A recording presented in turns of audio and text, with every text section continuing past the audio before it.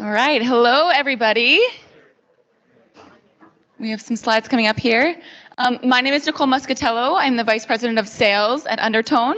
For those that are not familiar with Undertone, we are an ad tech company that sits at the intersection of creative and data that brings high impact experience to our consumers across all screens and devices. Today, I have the pleasure to be joined by Dennis Potgraven, who is the Chief Strategy Officer for Wavemaker. In Dennis's current role, he oversees strategy development as well as activating Wavemaker's provocative planning and thought leadership. In his previous roles, he spent time as a chief strategy officer in Greater China, as well as in-house at brands such as Nestle and Ahold Delhaize.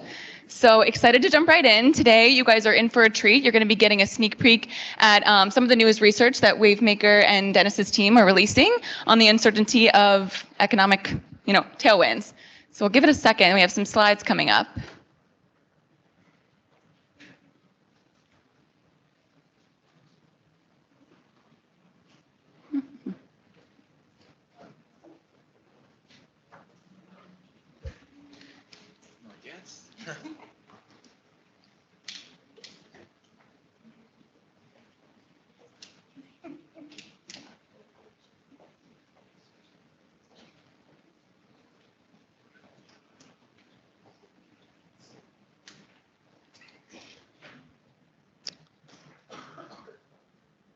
Any update?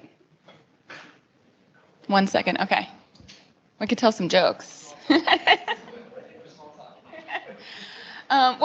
can kind of give a little bit of a preview as we wait for the first slide to come up. The title of this research is The Upside of Economic Downturn. So upside is not typically a word that's used when you're talking about a looming recession or economic tailwind. So give us a little preview of why upside. Sure, yeah. Good morning, everyone. Is my mic working? No, right? It's not on. Oh no. Switch? We could switch. Now it's working. Okay. Good morning, everyone. Yes, indeed. The research, or at least the sneak preview that we are going to give today, is coming from research that we do at Wavemaker around 4 or 5 times a year. And we started doing that with the beginning of the pandemic because also, as we heard in the last panel, consumers are changing very fast. That doesn't mean that they're changing, but that means that pre-existing trends really accelerate during these more, let's say, uncertain times. And the research that we're going to publish next week is all about what's kind of the next stage in this, let's say, period of economic uncertainty, and how did consumers also right after the pandemic change kind of their behavior and became very quickly smart shoppers and looked in a very different way at brands as they ever did before. We want to give a sneak peek of this research and come up with some data that also kind of fosters some discussions. As we wait for the slides to come up, Dennis, where was the need for this research born? Obviously, the past couple of years with the pandemic shook up the way that people were consuming. What is the reason why digging in deeper? Yeah, as a media agency, obviously we want to advise our clients really to spend the investments most wisely. And obviously we speak about ROI all the time. And we are not doing that just by ourselves. You will also see that this research is done together with our partners here within WPP, which is Game Theory, who have a very broad access, obviously, to more data as well beyond our current client portfolio. So you can really see also in particular categories how ROIs are developing and how we can uplift the ROI of media. And that's very much also the starting point of this research. How can we help our clients spend investment more wisely? And that's obviously what we want to do, because when times are changing, you need to follow the consumer, and that means that you need to change your strategy to uplift your ROI of media investment. And here are our names, which is beautiful. And maybe we go to the next slide already, which is the first slide, the title slide of the research. And then we go to the next one, because that answers not this one, please. This is not the right set that we sent through, but okay, that's fine. This one is at least the starting point. No, the next one, please. One back. One back. This one. So it kind of starts with how confident and how optimistic is the consumer.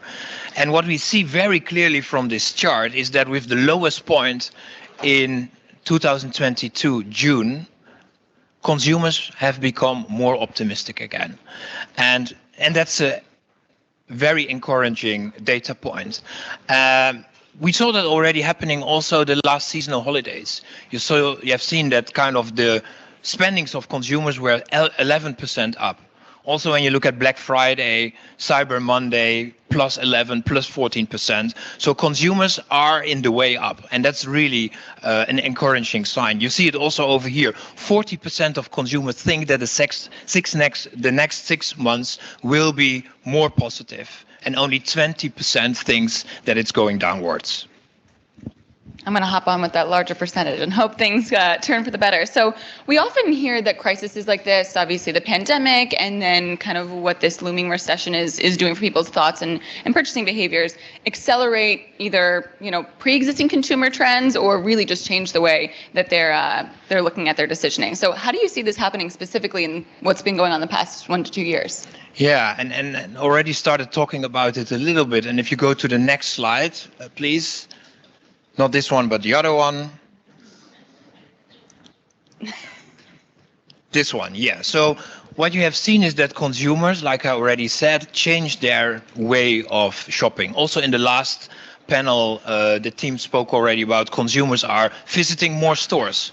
And that's what we've seen very much. Consumers have become, from the moment, and that started in November 2020, and then in January when the inflation became biggest, became very quick in the US, smarter consumers. They have adopted ways of buying much smarter than ever before. You see it over here. At that time, 75% of consumers changed brands, started buying brands that they never bought before and were not their preferred brands. So consumers started to learn what is the value they are after and also where to get that value. Visiting more stores, having more touch points online, and also you see it over here, 81% compared with, let's say, the last economic recession, when you look at how their search behavior kind of has uplifted their shopping behavior. So consumers are also armed with much more, obviously, data and technology to do so. But also when you compare it with Europe, where kind of private labels already were driving the consumer into buying in a smarter way, you see that now kicking in very much in the US. Consumers have become very value dominated, orientated, but that doesn't mean that value is the same for every consumer. So on the next slide, or probably the one after, one before, this with the consumer profiles, the next one, please, this one, you see that value is not always the same. Value doesn't mean value for money always. You see that consumers are reacting in a different way to this economic uncertainty.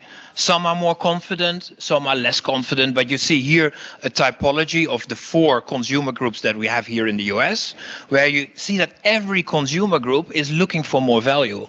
But it's not only, like I already said, value for money, that's also time saving, convenience, good for my family when you look at families. And even the more comfortable when it comes to spending, it's about getting more experiences also kind of to compensate with, let's say, the uncertainty of an economic crisis. So you see consumers, like I already said, very much into value, know exactly what they want, and they switch a lot. And that's on the next slide. Probably the next after, but yeah, this one, that you see that only a small group consumers stayed very loyal. You see, and that comes back to your question, that Nicole, that consumers in the US started to become already less loyal to brands. Also because of buying more online, consumers are switching more often. But this period exactly is accelerating that consumers have become less loyal to brands in the US. You see only the gray part of particular consumer groups and particular spendings, they are very loyal. And on the other hand, you see that consumers also started to eliminate or delay, let's say, cut down cost. But this whole, let's say, amber yellow area is consumers switching all the time, looking for the best value, looking for the best brands who are able to do so. And this is a very interesting time. I mean, a lot of brands obviously are on the defense now because they were the loyal, product of choice for so many years. And we see here that consumers are just willing to jump at kind of the drop of a hat. So how do you advise brands on how to think about this and speak to their audiences and plan accordingly? Yeah, we think that this period in the next 12 to 18 months, looking at how consumers have become now over the last 6 months more optimistic, so that path is going on, but also the fact that still this gray or this amber yellow area of so many consumers, 75%, are able and willing to switch. That offers again opportunities for brands, for us as marketers, not only to protect the core, but also to go after new consumers. Our advice for our clients over the last year was more, look at your profitability, not only from a cost-cutting point of view, but really look at what is your core consumer doing, what are the products that are delivering the highest profitability, invest in these products. What we are saying now, because of these two elements, look at your newest consumer again. Look at those consumers who you can easily grab out of that 75% and are willing to switch to your brand. Because consumers, like I already said, switching more. And this is the opportunity to gain more consumers, to expand your consumer base. And that's probably what is happening on the next slide. How can you do that? One after is value. I already mentioned it. But in a different way for your core consumers versus your new consumers. Because for your new consumers, you need to be very clear when it comes to very tangible benefits. What is exactly the value that you're offering? But also for your protect the core, like we already said, there is a risk because they're also kind of half in the amber area, so they might switch off as well. And this means that looking at media, there are two different strategies when it comes to media to protect the core and to attract the new. Awesome. So what role should Marcom play here? Or kind of in other words, how should brands think about Marcom and also their media mix in this battle to protect the core, but also fight for the new? Yeah. So let's start with the core. How can you protect the core? And I think the last panel around retail media was a very good one because now CPG brands currently have the opportunity to get closer to shelf. You see that also from our research, out of the top 3 reasons, the second reason is that consumers get paralyzed at shelf, which is not only in an online shelf, but also an offline shelf. If you're standing in front of your CVS or your Whole Foods supermarket, that you're kind of so many products, you cannot almost find your own product back. So mental availability, the theory of Byron Sharp that he started planting like 15 years ago, has become more important now in the US because you need to protect your core because consumers easily switch off. The second reason is that they often get enticed by new value propositions as well. Again, if you're standing in front of shelf, there's so much going on, you easily buy another product. So protect your core. Retail media is a perfect way because it gets closest to that moment of buying, not only online, but also, or offline, but also particularly online, we have the opportunity there. And we've also in the previous panel already seen that kind of retail media is not only lower funnel. We see in our research that also brand availability, mental availability, having your brand top of mind is very much an objective that retail media can do. Now we go to the new ones, fight for the new. And there it's all about being more clear in your advertising, being more tangible. But also on the next slide, you will see that this is the moment where brands, if you go to the next slide, please, this one, that the mid-segment gets squeezed. And we have seen that already over the last few years, that if you are on the high price with high value, you have a good revenue, or you have trading down lower price, but also a very good, because you have more volume and consumers who are buying as well. If you are in that mid-segment, you get squeezed over the next, let's say, 2 years. Consumers are looking for that value. They know how to recognize value. So if you are the third, the fourth brand on shelf, the fifth brand on shelf, and you are not or on the left side or on the right side, you get squeezed. And this is obviously what media can help, because bringing more tangible benefits and communicating more clearly what your brand stands for is what you can do with media and media investment. And you see some great examples on the right side.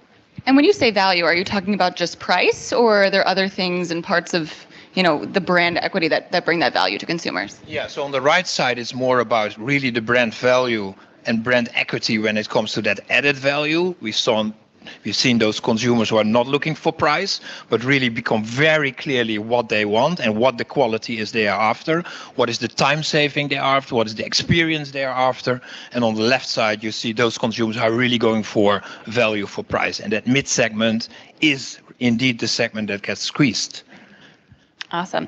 So, this strategy sounds great, and kind of what we heard in the last panel too is that, retail media and commerce media isn't just lower funnel. However, a lot of brands are oftentimes asking, how are my dollars affecting my bottom line? So how do you kind of play the balance there? And what is some advice you have for brands that are planning for this? Yeah, that's a perfect question, because changing or adapting a strategy often is always scary, because you need to prove also that with that new strategy or that new media investment, you still reach the same ROI or even higher, because that's why you're doing it. So on the next slide, you will see that we have in our toolbox 3 big tools, let's say, to optimize your media ROI. The first one is overcoming fragmentation. What we still see is that a lot of brands are not going for the big bets. They are doing 10 campaigns, and all those 10 campaigns don't have enough, let's say, share of voice, or are not big enough to really break through. 50% currently, when we look at all the campaigns in the US, 50% of the campaigns are too light to really gain an optimal effect. So that doesn't even mean that you need to go after more budget. You can still optimize within your current budget as well. And that's not only when you see here on the right side as well, being more consistent in not changing all the time from one product to another product, but really build those icons over time. But it's also, like you see over here, changing very often from shifts. More to retail media, less to retail media. More to social, less to. So not being consistent there is also bringing that fragmentation. The third reason is not enough per channel. What we see in these kind of times, it's better to have less touch points, but a higher visibility and really breaking through that you are in the top 3 of brands instead of being the number 9 or the number 10. That doesn't work anymore. So you need to have enough investment per channel, probably better skew down the number of channels that you're using instead of spreading it out.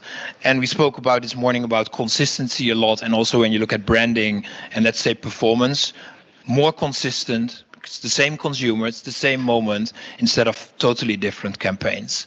We see that more or less if you have 2 more, sometimes 3, you cannot have more than or 3 creative executions running at the same time, then your ROI is already going down. Awesome. And I think you had a couple of other, next slide. Yeah. Next one. So our talk track gets a little bit disturbed by this way of presenting, but that's fine. And the other one is about brand halo, or let's say what kind of investments, because your question was very much about how can we make our media work faster. You see here that very often the thinking is that when you have new products, and of course new products are important to expand your pool, but you see that, let's say when it comes to halo for the overall portfolio, innovations are not always doing the best job. You see particularly those anchor products, those icons who have been built over time and keeping supporting them, that they do more for the total ROI and the total portfolio of your brand than going only after innovations. And you see that over here. Innovations are doing well the first year. Second year, they are kind of get overhauled already by the brand icons, right? Really the core icons products of your portfolio. But also interesting to see, and that comes a little bit back to my remark of Byron Sharp and let's say mental availability, that master brands who are very good master brands campaign, also keeping your brand top of mind, are doing very well, 20 to 30%. So those are kind of 3 things that help your media working faster. And That's important, because if we change our strategy, of course, our CFOs, everybody wants to see results. So then you should opt for media tactics that work faster, have a faster turnaround. And these are 3 things to do so. Awesome, super helpful. So for fragmentation, it sounds like finding a balance between being nimble, but also a sound strategy where you're kind of understanding where it's right to invest. And then in terms of understanding the halo is allocating the right budgets to each channel. Awesome. Very, very interesting. So I want to leave a lot of time for questions. I know this is super, super interesting. So I'll turn it over to the floor.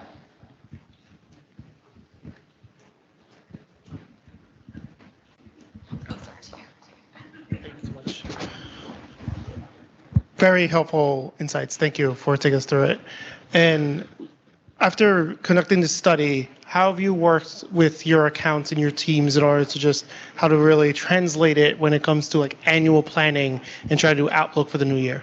Yeah, the reason why we are doing this, indeed, and already said, we started doing this research more intensively when the pandemic started, is that we want to have this kind of research to do better annual planning for our clients. And we can dive also in particular categories, particularly audiences. You saw here 4 audiences, which is kind of more an average typology of how consumers reacted to economic uncertainty. But we can obviously drill down to the audiences of our clients and of the brands they represent. So it's very much a first input for us to use for annual planning. And we are working now on, let's say, the upfronts. So this kind of information is very important to advise our clients better and to fuel our annual planning.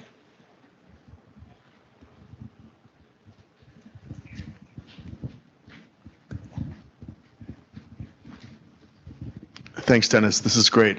Can you help us understand how established brands can protect the core? I'm thinking about a brand like Orange Theory Fitness that's a leader in its category. Yeah, I think we often take for granted that the core kind of will stay. But what you see now is with this 75% and that total territory of amber of consumers also who were loyal before easily get enticed now to try something else because they know how to recognize value, they know how to find it, that you should not take your core for granted. So that's why we say it's kind of a 2 comes task approach, protecting your core, keep up mind mental availability, but also not only mental availability, but also keep on communicating what your value is, and then at the same time making now more and more funds available to attract new consumers as well. But specifically to protect the core, is there a channel-specific strategy you recommend, or is it an omni-channel experience? Depends very much on the brand. What we are doing normally is we are not looking only at reach, but we are looking very much at influence of media types. So when you go and look at your audiences, your particular audiences, we are going beyond reach, or you're looking at what are really the most influential. Coming back to the retail media discussion, you see that, again, for most of the buyers who have been buying you already, retail media often is because it's quick, it's just before shelf, offline and online shelf, so it's an easy way to keep mental availability. So you will see that the influence of those touch points for those consumers who are buying you already in that particular situation will be higher. So it's really pointing out per brand where the highest influence is, but if you know what your kind of comms task is, you are able to do that, because there's kind of no reach is really worth when you don't really have a strategy behind it, I would say.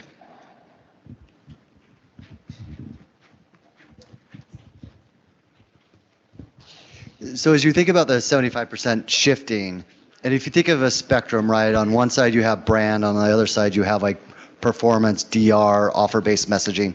Where do you see the most impact of that 75% shifting? Is it brand and right to win, or is it offer-based messaging and value? That's a great question, because we looked at that more in detail as well. And you see that when consumers obviously are switching more, that means that you need to do more brand, because it's not only performance, it's already before that you go into the lower funnel that you need to convince consumers, but in a different way. What we often see is that campaigns who are more rational for new consumers to bring more value and to really uplift, let's say, the value proposition of your brand works more on a branding side. So you need to uplift. Normally we speak about 60-40. We know that those brands who are more in online environment, because also online consumers are switching more often, we skew already to 70-30. And also in this situation, so if you need to get your consumers in, we would advise more. And we see also that kind of the tools tell us that you need to uplift your brand component. So you're moving higher than 60%. But you need to do it in a more rational, tangible way and not in a very emotional way, because you need to sell harder what your really value is.